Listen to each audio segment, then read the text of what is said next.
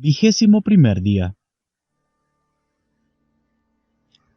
La urgencia de los tiempos había obligado a los cátaros a exponer públicamente, acto que causaría, más tarde o más temprano, el inevitable ataque de la Iglesia Católica.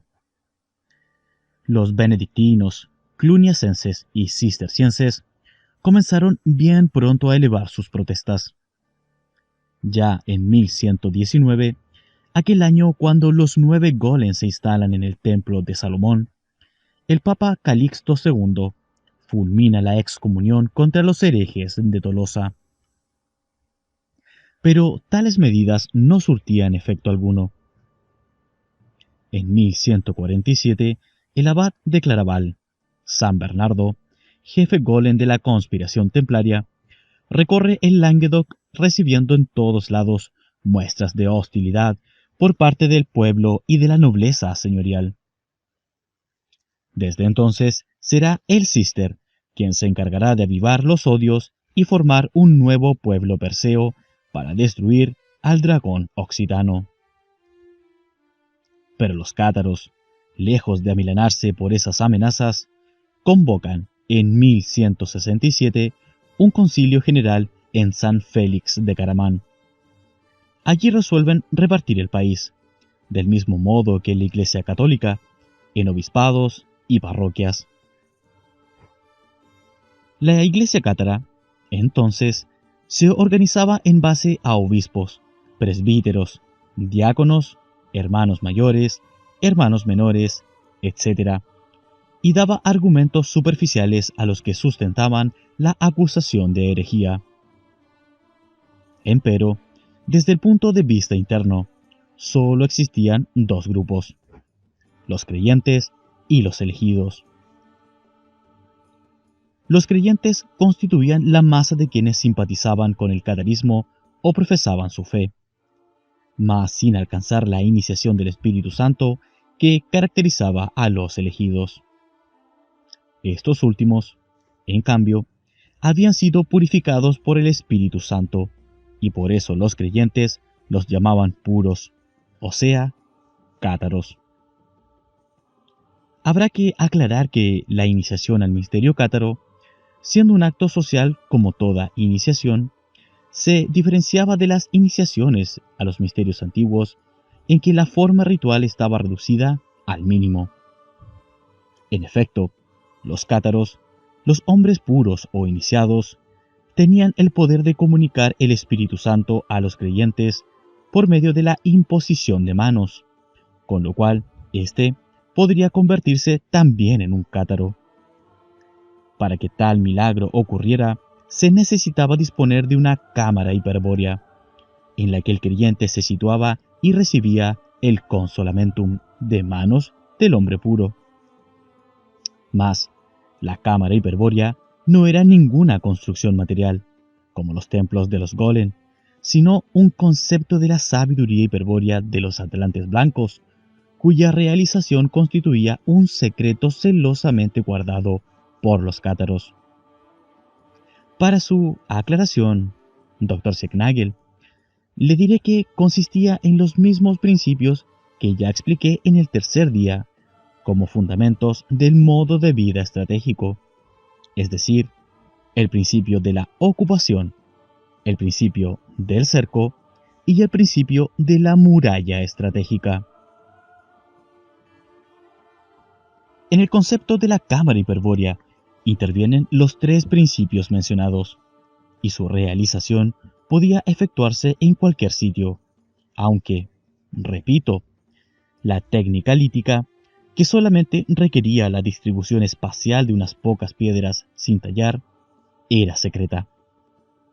Así, con solo unas piedras y sus manos, los cátaros iniciaban a los creyentes en el misterio del espíritu increado, y como verdaderos representantes del pacto de sangre, oponían, de este modo, la sabiduría al culto, la muralla estratégica al templo. Pero si la forma ritual era mínima, el proceso espiritual consecuente alcanzaba la máxima intensidad durante la iniciación cátara. El creyente era consolado interiormente, es decir, era sostenido por el Espíritu y se convertía en elegido. Mas, ¿elegido por quién? Por sí mismo. Porque los iniciados cátaros son los autoconvocados para liberar su espíritu, los que se han elegido a sí mismo para alcanzar el origen y existir. El creyente, pues, no sería elegido por los cátaros, ni su transmutación dependería solo del consolamentum, sino que su propio espíritu se elegía y se investía a sí mismo de pureza, al situarse estratégicamente bajo la influencia carismática de los hombres puros. La iglesia cátara carecía de rituales, de templos y de sacramentos. Los cátaros solo se permitían la predicación, la exposición del Evangelio de Christos Lucibel a todo hombre creyente. Y resultaba que la infatigable prédica extendía el catarismo día a día, como una epidemia, por el país del Languedoc, causando la consiguiente alarma de la Iglesia Católica, que veía sus templos vacíos y sus sacerdotes despreciados y agraviados. Los hombres puros atribuían el éxito a la proximidad del momento histórico en que aparecería el Graal. Mas, lo que en principio fue simple convicción, un día, cuando el catarismo se hallaba en el cenit de la adhesión popular, se tornó efectiva realidad. Hacia finales del siglo XII, muchísimos hombres puros aseguraban haber visto físicamente al Graal y recibido su poder transmutador. En el condado de Foix, en plena región pirenaica, se encontraba el señorío de Ramón de Perela, que comprendía, aparte de castillos, aldeas y campos de cultivo, un pico montañoso muy abrupto en cuya cima existía una antigua fortaleza en ruinas. El nombre de aquel lugar era Montsegur, y su señor, así como toda su familia y sus súbditos, se contaba entre los creyentes de la iglesia cátara. En el año 1202, los hombres puros solicitaron a Ramón de Perela que hiciese construir en Montsegur un extraño edificio de piedra de forma pentagonal asimétrica, impropia para la defensa, inadecuada para habitar, estéticamente chocante. La obra estaba concebida, sin embargo, de acuerdo a la más alta estrategia hiperbórea. Su función no tenía nada que ver con la defensa, la vivienda o la belleza, sino con el Graal, con la manifestación física del Graal. Montsegur sería un área de referencia desde la cual los iniciados podrían localizar el Graal e, inclusive, aproximarse físicamente a él. Su función no consistía, pues, en servir de depósito para guardar el Graal, porque el Graal no puede estar dentro ni fuera de nada.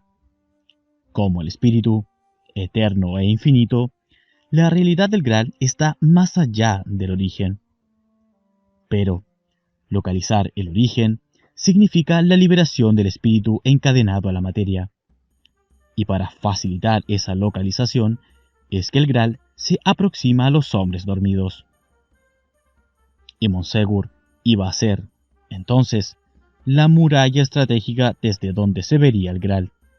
Se hallaría la orientación hacia el origen, se reencontraría el espíritu a sí mismo y se escucharía nuevamente la voz de la sangre pura. Y el Graal hablaría y revelaría a la raza blanca la identidad del rey de la sangre pura, del emperador universal. En síntesis, un doctor, desde Montsegur el Graal, como piedra, podría ser hallado y tomado por los hombres puros. Pero, mientras ellos permaneciesen en la muralla estratégica, el Graal no estaría adentro, sino afuera de Montsegur, pues así lo exige la técnica del área referencial. En cambio, una vez tomado afuera, podría ser transportado si se lo desease a cualquier otro sitio, pues la referencia se conservaría mientras existiesen el área referencial cercada y los iniciados que la operan. Naturalmente, el Graal puede ser localizado, siempre, desde cualquier lugar que constituya una plaza liberada en el espacio del enemigo, un área ocupada a las potencias de la materia, según las técnicas de la sabiduría hiperbórea de los atlantes blancos, un sitio donde no actúe la ilusión del gran engaño. Sí, doctor, desde un área estratégica semejante, en todo lugar, los iniciados hiperbóreos, sean guerreros sabios, hombres de piedra u hombres puros, siempre que lo deseen, podrán hallar el Graal de Christos Lucifer. Mas, no hará falta insistir en ello. Las murallas estratégicas construidas entonces no serán ni parecidas a las de Monsegur, puesto que la distribución inconstante de la materia en el espacio universal obliga a variar puntualmente la forma estratégica empleada. Como escribí hace 2 días, cuando Inocencio III toma el control del Vaticano, en el año 1198, los planes de la Fraternidad Blanca estaban a punto de concretarse. Y en esos planes figuraba, como cuestión pendiente a la que debía darse pronta solución, el cumplimiento de la sentencia de exterminio que pesaba sobre los cátaros. En principio, Inocencio III envía legados especiales a recorrer el país de Oc, mientras inicia una maniobra destinada a someter al rey de Aragón, Pedro II, al vasallaje de San Pedro, cosa que consigue en 1204. En aquel año, Pedro II era coronado en Roma por el Papa, quien le entrega las insignias reales: manto, colobio, cetro, globo, corona y mitra. Acto seguido, le exige juramento de fidelidad y obediencia al pontífice, de defensa de la fe católica, de protección de los derechos eclesiásticos en todas sus tierras y señoríos, y de combatir a muerte a la herejía. A todo accede Pedro II, quien no sospecha su triste fin a manos de los cistercienses, y, luego de recibir la espada de caballero de manos de Inocencio III, cede su reino a San Pedro, al Papa y a sus sucesores. A todo esto, los legados habían ya alertado a los obispos leales a los Golem y efectuado un prolijo censo de los prelados autóctonos que no aprobarían jamás la destrucción de la civilización de Oc y que tendrían que ser expurgados de la Iglesia. En 1202, los Golem consideran que las condiciones están dadas para ejecutar sus planes y deciden tender una trampa mortal al conde de Tolosa, Raimundo VI. El mecanismo de esa trampa apunta a brindar una justificación para la inminente destrucción de la civilización de Oc y el exterminio cátaro. Y el artificio, ideado para engañar a la presa, es una víctima propiciatoria, un monje cisterciense de la abadía de Fontfroid, llamado Pedro de Castelnau. Aquel siniestro personaje fue preparado muy bien para la función que tendría que desempeñar. Sin saberlo, por supuesto, puesto que descollaba en materias tales como la crueldad, el fanatismo, el odio a la herejía, etc. Y, para potenciar su acción imprudente e intolerante, se lo dotó de poderes especiales que lo ponían por arriba de cualquier autoridad eclesiástica, salvo el Papa, y se le ordenó inquirir sobre la fe de los occitanos. En solo 6 años, Pedro de Castelnau consiguió granjearse el odio de todo un país. En 1208, luego de sostener una disputa con Raimundo VI, a causa de la represión violenta que reclamaba contra la herejía cátara, Pedro de Castelnau es asesinado por los propios Golem, y la responsabilidad del crimen hecha recaer sobre el conde de Tolosa. La trampa se había cerrado. La respuesta de Inocencio III al asesinato de su legado sería la proclamación de una santa cruzada contra los herejes occitanos. Lógicamente, el llamamiento de esa cruzada fue encargado a la congregación del Císter. Heredero de la región que los romanos denominaban Galia Narbonense y Carlomagno Galia Gótica, el Languedoc constituía un enorme país de 40.000 kilómetros cuadrados, que confinaba con el reino de Francia, en el este, con la orilla del Ródano, y en el norte, con el Forez, la Auvernia, el Rouergue y el Quercy. En el siglo XIII, aquel país estaba de hecho y de derecho bajo la soberanía del rey de Aragón. Entre los señoríos más importantes se contaban el ducado de Narbona, los condados de Tolosa, Foix y Berne, los vizcondados de Carcassona, Béziers, Rodas, Lussac, Albi, Nimes, etc. Además de estos vasallos, Pedro II había heredado los estados de Cataluña y los condados de Rossellón y Pallars, y poseía derechos sobre el condado de Provenza. Mas no todo terminaba allí. Pedro II, cuya hermana era esposa del emperador Federico II Hohenstaufen, había casado dos hijas con los condes de Tolosa, Raimundo VI y Raimundo VII, padre e hijo, y le correspondían por su propio casamiento con María de Montpellier derechos sobre aquel condado del Languedoc. El compromiso del rey de Aragón con el país de Oc no podía ser, pues, mayor. Los cistercienses llamaron a la cruzada en toda Europa, luego de la muerte de Pedro de Castelnau, vale decir, desde 1208. En julio de 1209, el ejército más numeroso que jamás se viera en esas tierras cruzaba el Ródano y marchaba hacia el país de Oc. Como jefe del mismo, Inocencio III nombró a un golem que parecía surgido de la entraña misma del infierno, Arnaud Amalric, abad de Citeaux, el monasterio madre de la orden cisterciense. El ejército de Satanás, compuesto de 350.000 cruzados, pronto se encuentra poniendo sitio a la pequeña ciudad fortificada de Béziers. La sentencia de exterminio al fin será cumplida. Horas después, los defensores ceden una puerta y las tropas infernales se disponen a conquistar la plaza. Los jefes militares interrogan a Arnaud Amalric sobre el modo de distinguir a los herejes de los católicos, a lo cual el abad de Citeaux responde: «Matad, matad a todos, que luego Dios los distinguirá en el cielo». Nobles y plebeyos, mujeres y niños, hombres y ancianos, católicos y herejes, la totalidad de los 30.000 habitantes de Béziers son degollados o quemados en los siguientes momentos. El cuerpo de Béziers es el cordero eucarístico de la comunión de los cruzados, el sacramento de sangre y fuego que constituye el sacrificio al Dios creador uno, Jehová Satanás.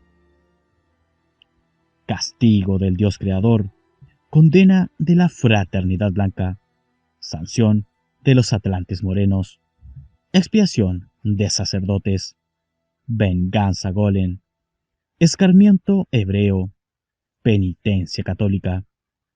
La matanza de Béziers es arquetípica. Ha sido y será siempre que los pueblos de sangre pura intenten recobrar su herencia hiperbórea, hasta la batalla final. Después de Béziers cae Carcassona, donde son quemados 500 herejes, depuestos los prelados autóctonos y resulta capturado y humillado el vizconde Raimundo Roger.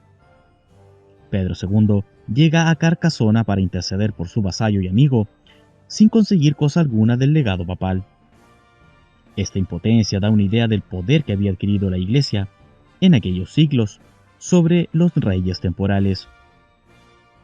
El rey de Aragón se retira, entonces, y se concentra en otra cruzada, que se está llevando a cabo simultáneamente.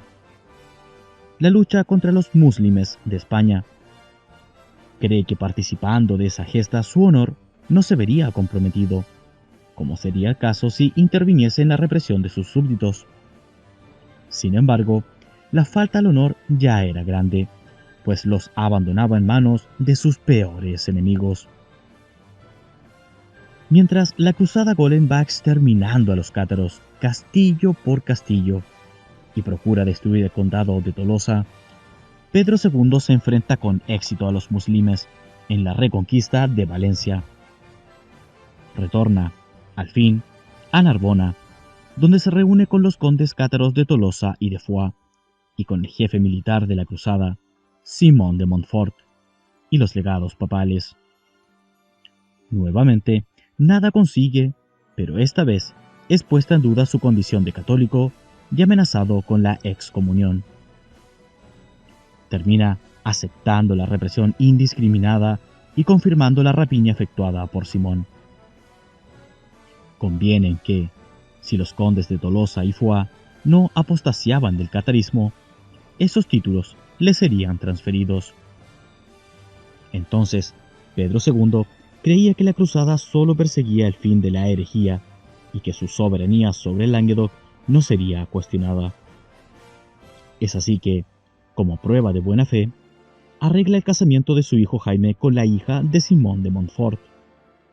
Pero Jaime, el futuro rey de Aragón, Jaime I el Conquistador, tiene solo 2 años. Pedro II se lo entrega a Simón para su educación, es decir, como rehén, y éste se apresura a situarlo tras los muros de Carcasona. A continuación, Pedro II se une a la lucha contra los almohades, junto al rey de Castilla, Alfonso VIII, y permanece 2 años dedicado a la reconquista de España. Luego de cumplir un destacado papel en la batalla de las Navas de Tolosa, regresa a Aragón, donde le espera la triste sorpresa de que los cruzados de Cristo se han repartido sus tierras y amenazan con solicitar la protección del rey de Francia. Arnaud Amalric, el abad de Citeaux, es ahora duque de Narbona, y Simón de Montfort, conde de Tolosa. Finaliza 1212 cuando Pedro II reclama a Inocencio III por la acción de conquista abierta que los cruzados están llevando a cabo en su país. El Papa trata de entretenerlo para dar tiempo a los Golem de completar la aniquilación del catarismo y la destrucción de la civilización de Oc. Pero, ante la insistencia del monarca aragonés, acaba por mostrar su verdadero juego y le excomulga. Así, Inocencio III, que en 1204 lo coronara y nombrara gonfaloniero, es decir, alférez mayor de la Iglesia, ahora consideraba que él también era un hereje. Pero sería una ingenuidad esperar que un golem, solo interesado en cumplir con los planes satánicos de la Fraternidad Blanca, hubiese actuado de manera diferente. De pronto, Pedro II lo comprende todo y marcha con un ejército improvisado a socorrer al conde Raimundo VI en el sitio de Tolosa. Pero ya es tarde para combatir a los poderes infernales. Quien ha vivido cerrando los ojos a la verdad se ha vuelto débil para sostener la mirada del gran engañador. Pedro II ha reaccionado, pero sus fuerzas solo le alcanzan para morir. Es lo que hace en la batalla de Muret contra Simón de Montfort, en septiembre de 1213. Muere incomprensiblemente en medio de un gran desastre estratégico, en el que resulta destruido el ejército aragonés y sepultada definitivamente la última esperanza de la Occitanía cátara. 22º día. Como Tartesos, como Sajonia, Como el país de Og, los pueblos de sangre pura han de pagar un duro tributo por oponer la sabiduría hiperbórea al culto del Dios Uno. La cruzada contra los cátaros y otros herejes del Languedoc continuaría, con algunas interrupciones, durante 30 años más. Miles y miles de occitanos acabarían en la hoguera, pero al final el país de Og iría retornando lentamente al seno de la Madre Iglesia. En 1218 muere Simón de Montfort durante un sitio a Tolosa, que había sido reconquistada por Raimundo VII. Su hijo, Amauric, careciendo de la vocación de verdugo golem que en tan alto grado poseía Simón, termina por vender los derechos del condado de Tolosa al rey de Francia Luis VIII, con lo cual los capetos legalizan la intervención y concluirán por quedarse con todo el país. Pero esto no era casual. La ocupación franca del Languedoc constituía un objetivo impostergable de la estrategia Golem, principalmente porque permitía prohibir la maravillosa lengua de Oc, la lengua de la herejía, en favor del francés medieval, la lengua de los benedictinos, cluniacenses, cistercienses y templarios. Aquella sustitución lingüística sería el golpe de gracia para la cultura de los trovadores, como las hogueras lo habían sido del catarismo. Sumando la destrucción de la civilización de Oc a las restantes grandes obras realizadas por Inocencio III durante su reinado eclesiástico, se entiende que al morir, en 1216, haya supuesto que los planes de la Fraternidad Blanca estaban a punto de cumplirse. La garantía de ello, el instrumento de la dominación universal, sería el joven emperador Federico II, que por esos días estaba en un todo de acuerdo con la estrategia Golem. Empero, Federico II iba a cambiar sorpresivamente de actitud y a asestar un golpe mortal a los planes de la Fraternidad Blanca. Y la causa principal de ese cambio, de esa manifestación espiritual que brotaba de su sangre pura y lo transformaba en un señor de señores, era la presencia efectiva del Graal de Christos Lucifer. Los cátaros, en efecto, pagando el cruel precio del exterminio al que los habían condenado los golem benedictinos, consiguieron en 100 años enfrentar a todo un pueblo de sangre pura contra las potencias de la materia. El pacto de sangre había sido así restaurado, pero no se podría ganar en el enfrentamiento porque aún no era el tiempo de librar la batalla final sobre la tierra. El momento era propicio, en cambio, para morir con honor y aguardar en el Valhalla, en Agartha, la señal de los dioses liberadores para intervenir en la batalla final que vendría. Pero, aunque no se pudiese ganar la actual batalla, las leyes de la guerra exigían infligir el mayor daño posible al enemigo y, en ese caso, el mayor descalabro en los planes del enemigo lo produciría la manifestación del Graal. Por eso los cátaros, pese a las persecuciones encarnizadas de los cruzados y Golem que los iban diezmando, y a las espantosas matanzas colectivas de creyentes, trabajaban sin descanso desde Montsegur para estabilizar espacialmente al Graal y aproximarse a él en cuerpo físico. Se puede considerar que los resultados concretos de aquella estrategia hiperbórea se habrían producido en el año 1217. Entonces la presencia física del Graal ejecutó la tabula regia y confirmó que Federico II Hohenstaufen era el verdadero rey de la raza blanca, el único con condiciones espirituales para instaurar el imperio universal de la sangre pura.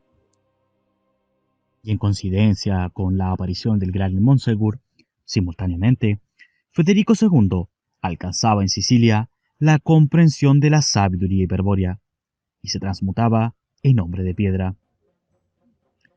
Desde ese momento comenzaría su guerra contra los papas de Satanás, los anticristos, como él los denominaba en sus libelos. También prohíbe el tránsito y toda operación económica o militar de los templarios en su reino, abriéndoles juicio por herejía, Es entonces cuando Federico II afirma públicamente que los tres grandes embusteros de la historia fueron Moisés, Jesús y Mohamed, representados actualmente por el Anticristo, que ocupa el trono de San Pedro. Con la decidida e imprevista acción de Federico II, la delicada arquitectura de intrigas edificada por los Golem comenzaba a desmoronarse. Pero la Fraternidad Blanca y los Golem sabían muy bien de dónde procedía el ataque real y, lejos de trabarse en un enfrentamiento directo e inútil contra el emperador, concentraron todos sus esfuerzos en el Languedoc, que a partir de allí se convertiría en un auténtico infierno. Era urgente dar con la construcción mágica que sostenía al Graal y destruirla. Era necesario, pues, obtener la información lo más rápidamente posible. Ya no se enviaría a los herejes inmediatamente a la hoguera. Ahora era necesario obtener su confesión, descubrir sus lugares secretos, el sitio de sus ceremonias. Para esta misión se perfecciona la forma de inquirir sobre la fe, instituyendo el uso de la tortura, la extorsión, el soborno, la delación y la amenaza. Y como semejante tarea de interrogación de prisioneros, que apreciaban morir antes de hablar, no podía ser realizada ya solamente por los legados papales, deciden encargar de la misma a una orden especial. La beneficiaria de la empresa sería la Orden de los Predicadores, es decir, la orden fundada, como veremos, por Santo Domingo de Guzmán. Pues bien, no obstante la eficaz labor desarrollada por la Inquisición con la captura y ejecución de cientos de herejes occitanos, los Golem tardaron 27 años en llegar a Montsegur. Entretanto, sea por falsas informaciones, sea por existir una duda razonable o una simple sospecha, se fueron demoliendo, una por una, miles de construcciones de piedra en la Occitanía, contribuyendo a arruinar aún más aquel bello país. Empero, el Graal no fue encontrado, y Federico II llevó a cabo casi todos sus proyectos para debilitar al papado Golem. Recién en 1244, los cruzados al mando de Pedro Damiel, el arzobispo Golem de Narbona, se despliegan frente a Montsegur y la presencia del Graal occitano llega a su fin. Luego de que las tropas de Satanás ocupasen la plaza de Montsegur, el Graal desaparecería y nunca más sería visto en Occidente. Montsegur fue conquistado y en parte destruido.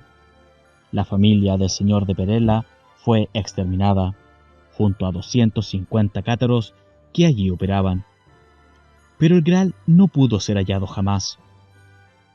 ¿Qué ocurrió con la piedra de Venus de Christos Lucifer?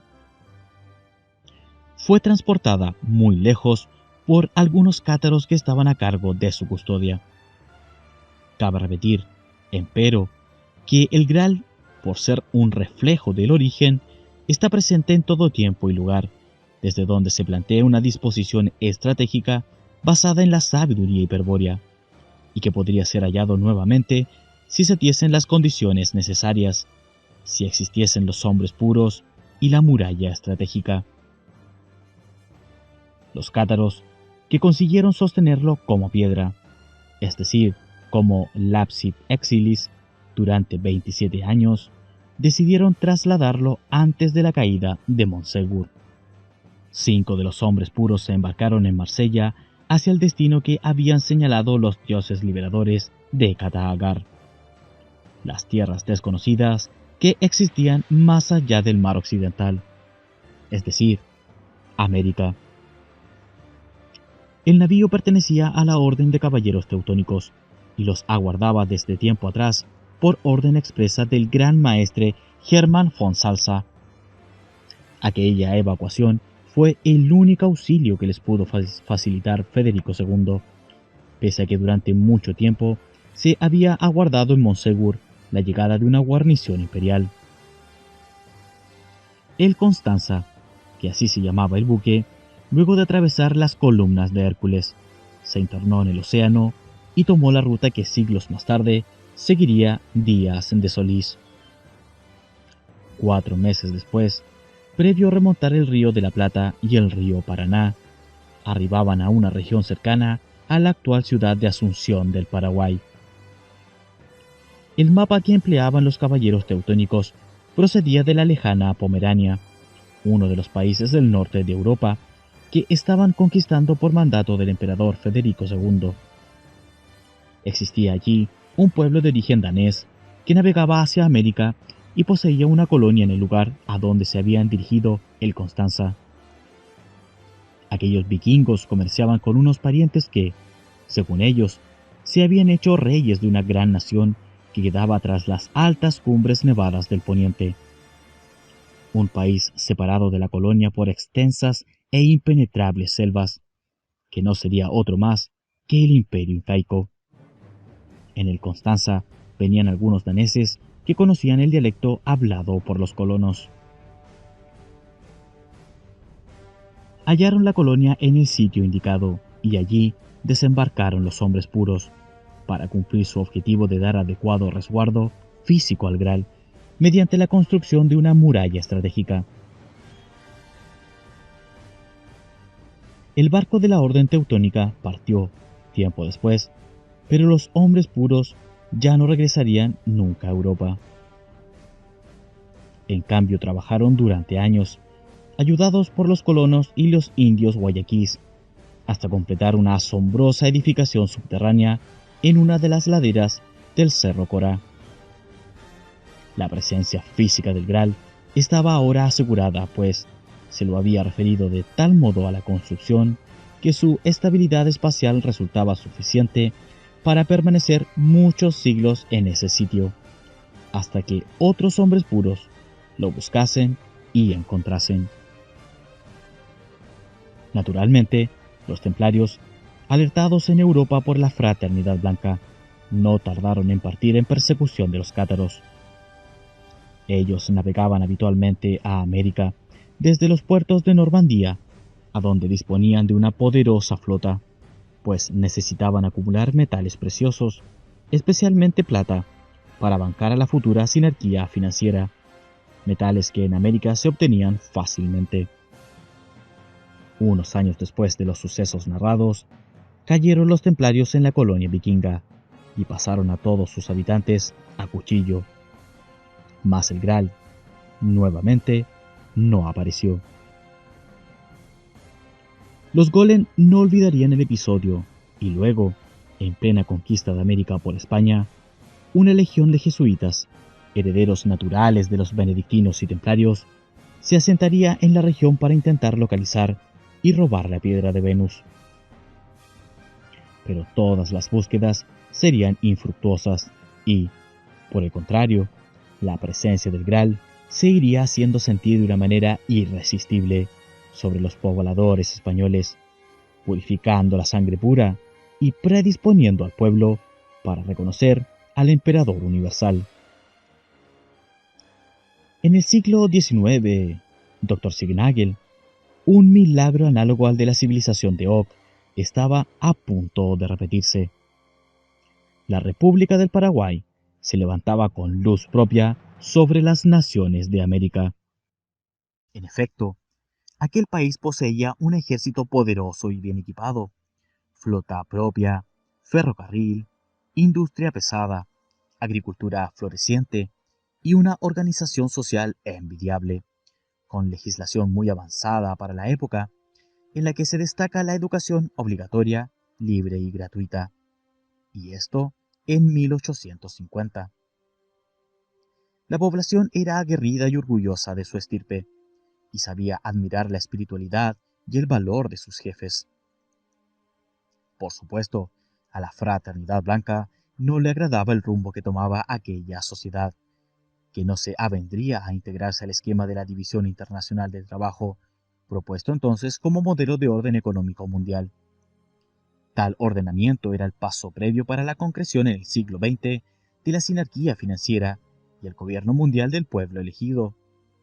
Antiguos planes que, según aclaré, se frustraron en la Edad Media.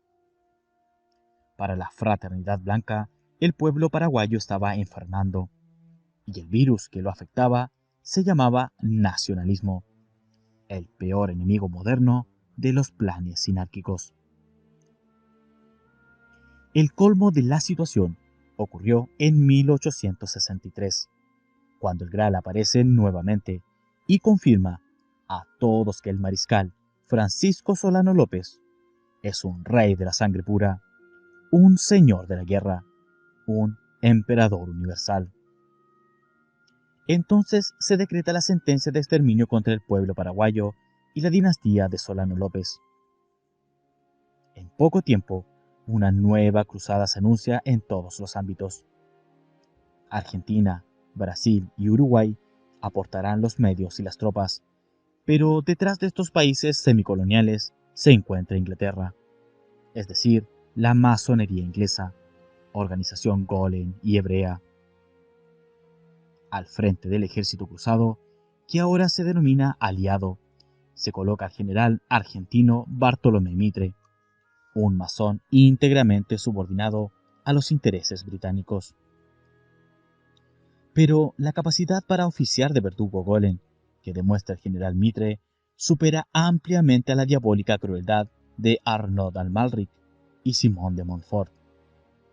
Y es lógico que así sea, pues la paciencia del enemigo se agotó hace siglos y ahora pretende dar un castigo ejemplar, un escarmiento que demuestre claramente que el camino del nacionalismo espiritual y racial no será ya tolerado. La guerra de la Triple Alianza se inicia en 1865. En 1870, cuando los ejércitos de Satanás ocupan Asunción y el mariscal Solano López muere combatiendo en Cerro Corá, la guerra termina y deja el siguiente saldo. Población de Paraguay antes de la guerra, 1.300.000 habitantes. Población después de la rendición, 300.000 habitantes. Béziers, Carcasona, Tolosa son juego de niños frente a 1.000.000 de muertos, Dr. Signagel. Y demás está aclarar que de los 300.000 sobrevivientes, muchos eran mujeres, ancianos e indios. A la población de origen hispano, esa que era aguerrida y orgullosa, se la exterminó sin piedad, casa por casa, en masacres espantosas que habrán causado el deleite de las potencias de la materia. Una vez más, Perseo había degollado a Medusa.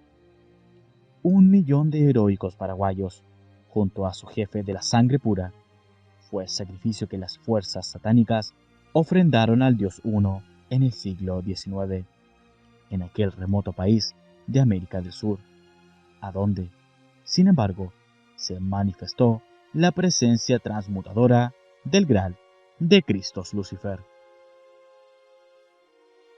23.er día. Es hora ya de que me refiera a Santo Domingo y a la orden de los predicadores.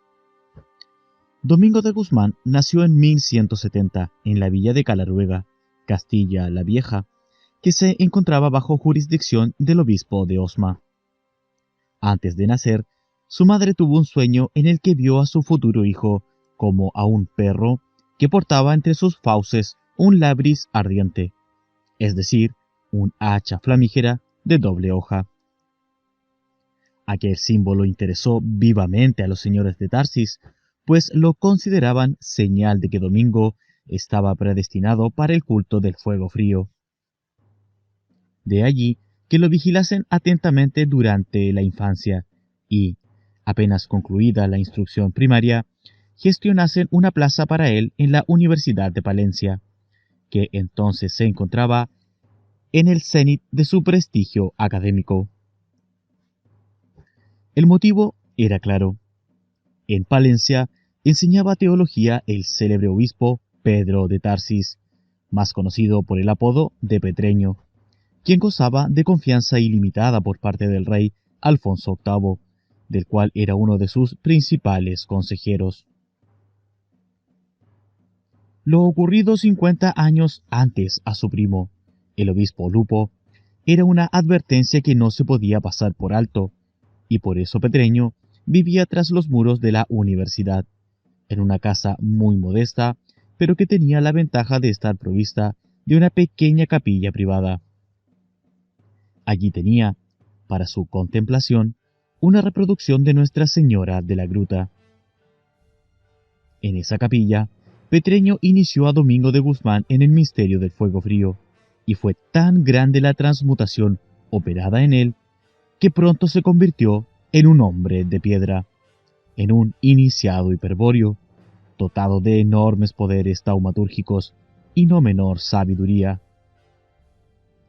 Tan profunda era la devoción de Domingo de Guzmán por Nuestra Señora de la Gruta que, se decía, la mismísima Virgen Santa respondía al monje en sus oraciones. Fue él quien comunicó a Petreño que había visto a Nuestra Señora de la Gruta con un collar de rosas. Entonces Petreño indicó que aquel ornamento equivalía al collar de cráneos de Fria Calibur. Fria Calibur, vista afuera de sí mismo, aparecía vestida de muerte y lucía el collar con los cráneos de sus amantes asesinados. Los cráneos eran las cuentas con las palabras del engaño. En cambio, Fria, vista en el fondo de sí mismo, tras su velo de muerte que la presenta terrible para el alma, era la verdad desnuda del Espíritu Eterno. La Virgen de Agartha, de belleza absoluta e inmaculada. Sería natural que ella luciese un collar de rosas en las que cada pimpollo representase a los corazones de aquellos que la habían amado con el fuego frío.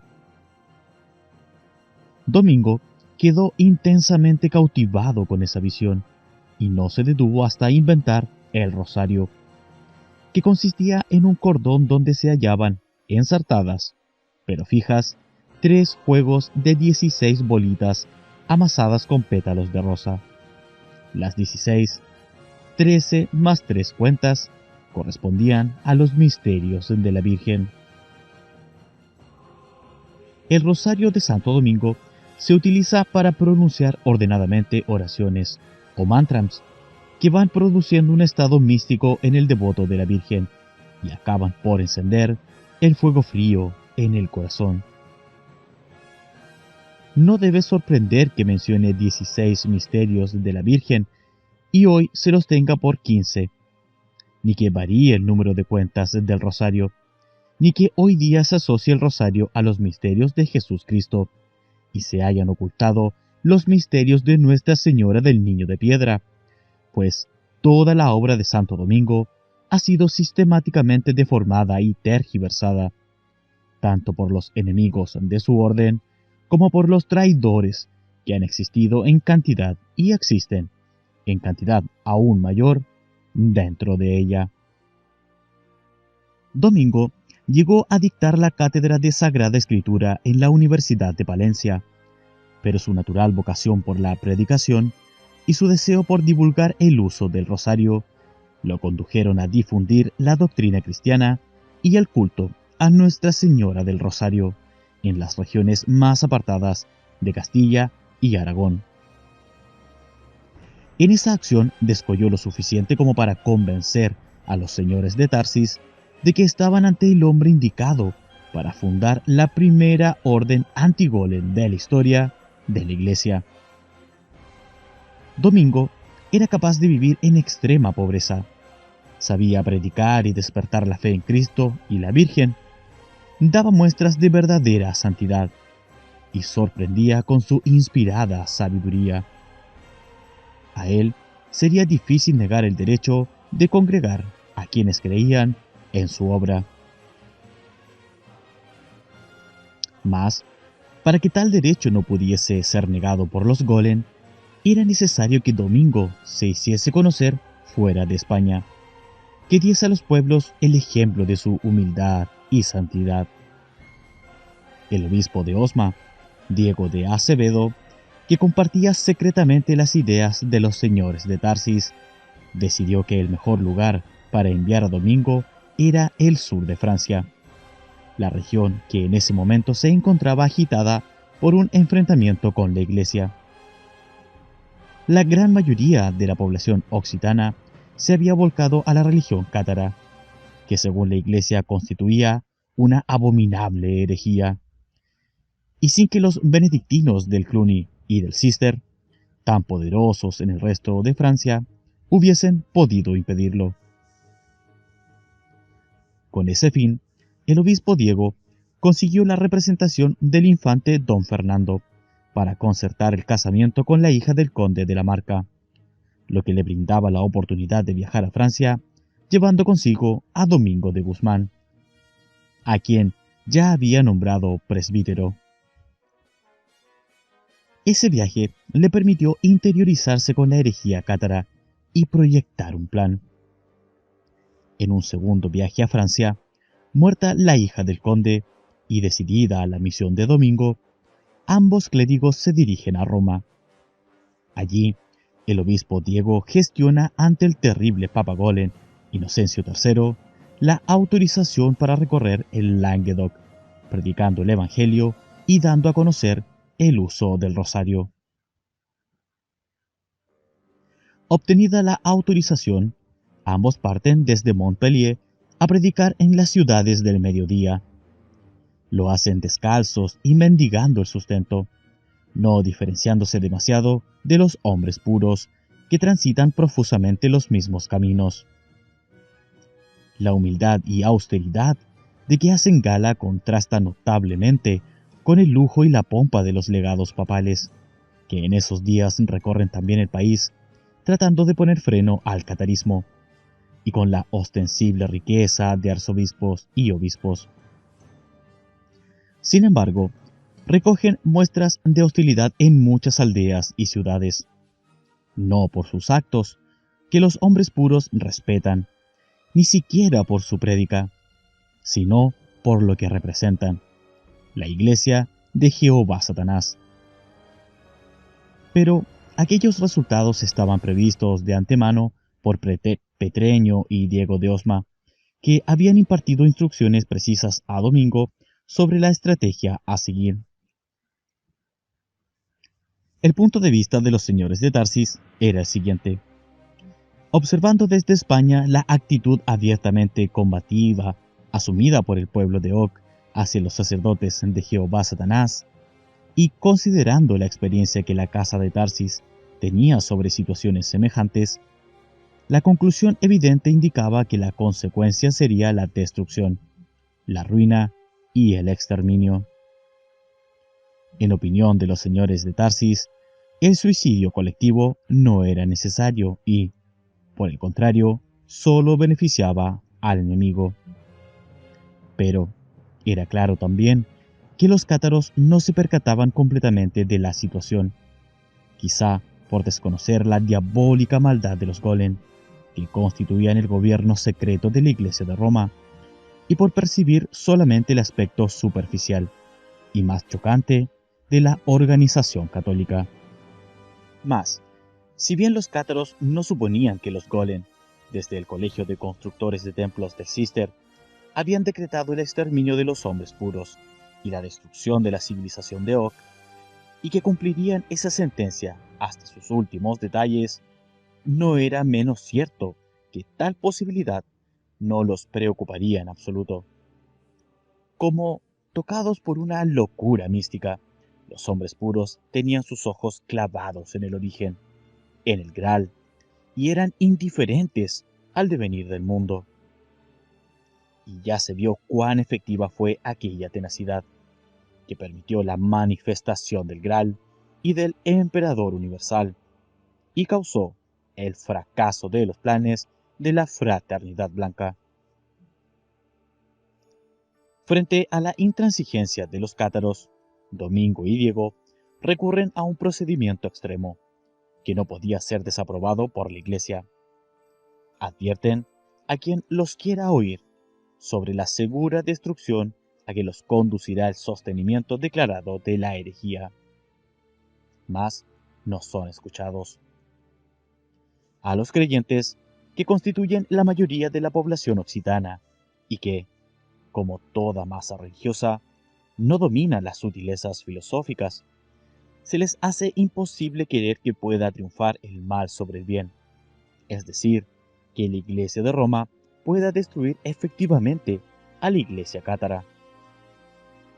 Y a los cátaros, que saben que el mal puede triunfar sobre el bien en la tierra, ellos los tienen sin cuidado, pues en todo caso solo se trata de variaciones de la ilusión.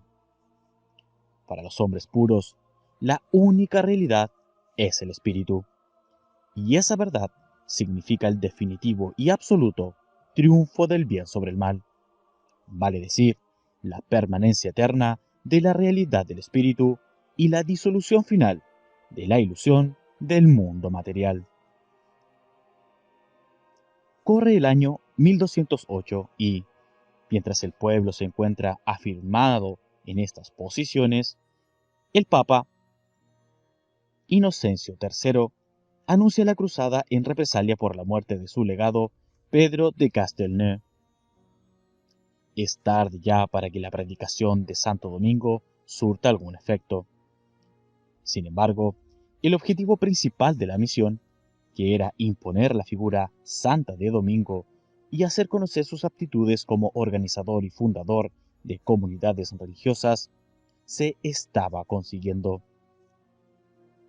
Y en aquel año, en tanto se producía la matanza de Béziers y otras atrocidades golem, Santo Domingo realizaba su primera fundación en Fandieu, cerca de Carcasona. Había comprendido de entrada que las damas occitanas presentaban una especial predisposición para el amor espiritual, y por eso establece allí el monasterio de Breuil, cuyas monjas se dedicarán al cuidado de niños y al culto de la Virgen del Rosario. La primera abadesa fue Maella de Tarsis, gran iniciada en el culto del fuego frío, enviada desde España para esa función. Y aplica entonces uno de los principios estratégicos señalados por Petreño. Para escapar al control de los golem, en alguna medida, era imprescindible desechar la regula monacorum de San Benito.